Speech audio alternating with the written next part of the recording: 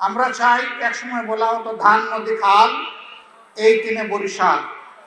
আমি বর্তমান সরকারের কাছে দাবি করব যে এই বরিশালের অনেক সমস্যার সমাধান হয়েছে, এটা আমরা স্বীকার করি, কিন্তু যে বিষয়গুলোর সমাধান হয় নাই সেইগুলো অগ্রাধিকারের ভিত্তিতে উদ্যোগ নিতে হবে। তারা উদ্যোগ নিয়ে শেষ না করতে পারলে পরবর্তী সরকার এসে শেষ করবে, কিন্তু আমরা চাই যে উদ্যোগটা তাদের হাতে হোক। বুলার জন্য আমি যে দাবিটা করলাম, হয়তো বুলার জনগণের আরো অনেক দাবি আছে, কিন্তু আমার কাছে মনে হয়েছে এটি একটি মৌলিক দাবি। যেই জায়গার যোগাযোগ যত উন্নত, সেই সমাজ তত উন্নত হয়। আমরা বুলাকে উন্নত একটা জেলা হিসেবে দেখতে চাই, পুরা বরিশাল বিভাগকে আমরা উন্নত বিভাগ হিসেবে দেখতে চাই। আমরা চাই, একসময় বলা হতো ধান নদী খাল, এই তিনে বরিশাল। আমরা এখন চাই যে ধান নদী খালের সাথে আরেকটা থালা এখানে জন্ম নেয়, যেটা সোনার তালা হবে ইনশাআল্লাহ। উন্নয়নের জন্য যেখানে পানি সম্পদের উন্নয়ন দরকার সেটা হোক, যেখানে ভূমির উন্নয়ন দরকার ওটা হোক, যেখানে যোগাযোগের উন্নয়ন দরকার সেটা হোক, এবং উন্নয়নটা বৈষম্যহীনভাবে সমান্তরালভাবে এগিয়ে যাক। দাবি দেওয়ার ব্যাপারে এই কথা বলে এখন জানতে ইচ্ছা করে আপনারা কেমন আছেন। বলবেন যে যেভাবে খুশি করেছেন এখন আর আলহামদুলিল্লাহ না বলে উপায় আছে, কারণ আমাদের দাবিগুলো আপনি একমত হয়েছেন। হ্যাঁ, আমি আপনাদেরকে এই কথা দিতে পারি, আল্লাহ রাব্বুল আলামিন যদি এই জমিনের মানুষের খেদমত করার সুযোগ আমাদেরকে দেন, তাহলে আজকে যে দাবিগুলো আপনারা করলেন, আমরা ইনসাফ এবং অগ্রাধিকারের ভিত্তিতে ইনশাআল্লাহ আমাদের সামর্থ্য অনুযায়ী, সর্বোচ্চ সামর্থ্য অনুযায়ী গুরুত্ব দিয়ে তা করব। এখন আমরা গেলাম না ক্ষমতায়, আল্লাহর ইচ্ছা হলো না, জনগণের ভালোবাসা একটু কম পেয়ে আমরা হয়তো বা অপোজিশন গ্যালারিতে বসলাম, তখন কি হবে? ইয়েস, তখন এই দাবিগুলো আদায়ের জন্য আপনাদের যে আওয়াজ উঠবে, আপনাদের আওয়াজের সাথে আমাদের গোলা মিলে যাবে ইনশাআল্লাহ। এই দাবি আদায়ে আপনাদের হাত যখন উঠবে, তখন তার সাথে ইনশাআল্লাহ আমাদেরও হাত উঠবে।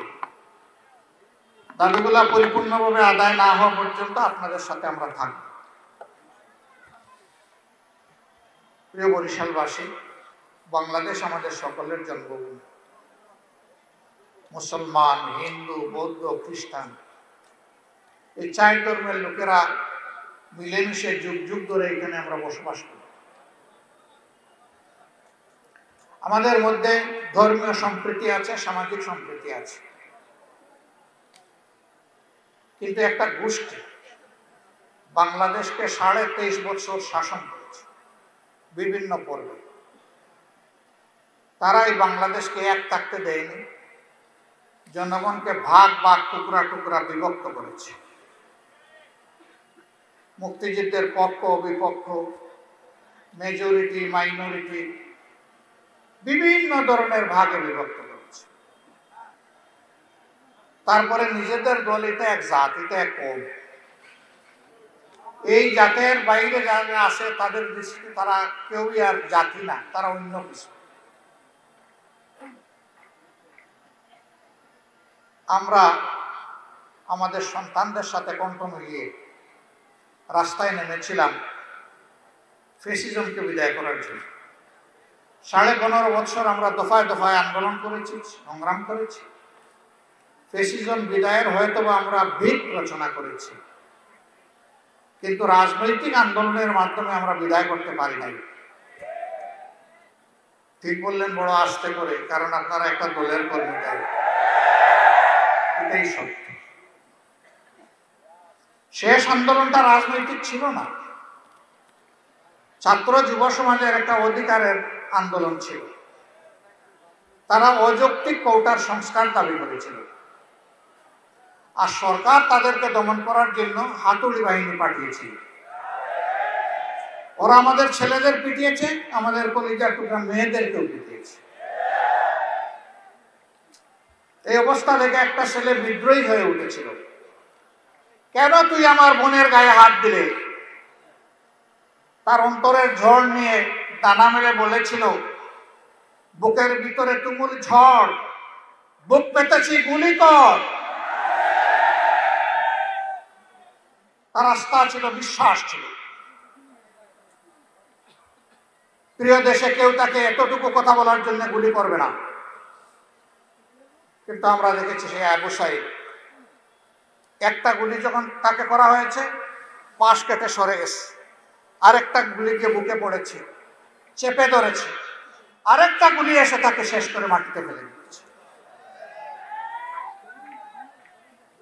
দুনিয়ায় মানুষের অধিকার আদায়ের জন্য অনেকেই মারা যায়, কিন্তু এইরকম ডানা মেলে বুকে গুলিকে আলিঙ্গন করে আহ্বান জানিয়ে দুনিয়ার বুকে একমাত্র ব্যক্তি হচ্ছে আবু সাঈদ।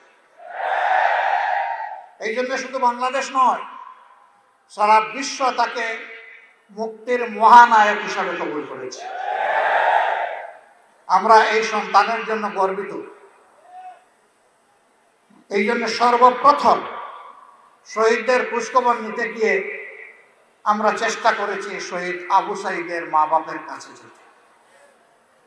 আমরা তাদেরকে ধন্য করতে যাইনি, আমরা নিজেরা ধন্য হতে গিয়েছিলাম। কারণ এই মা বাবা বড়ই সৌভাগ্যবান যে তারা আবু সাঈদের মতো সন্তানের জন্ম দিয়েছে। আমরা গিয়েছিলাম সম্মানিত হতে, আমরা গিয়েছিলাম তাদের কাছ থেকে দোয়া চাইতে, যে আবু সাঈদ যে জন্য লড়াই করে জীবন দিয়ে গেছে, এই লড়াইয়ের চূড়ান্ত বিজয় পর্যন্ত আমরাও যেন লড়াই চালিয়ে যেতে পারি, আমাদেরকে দোয়া করে দেন। আলহামদুলিল্লাহ তারা দোয়া করে দিয়েছেন, আমাদের শক্তি অনেক বেড়েছে।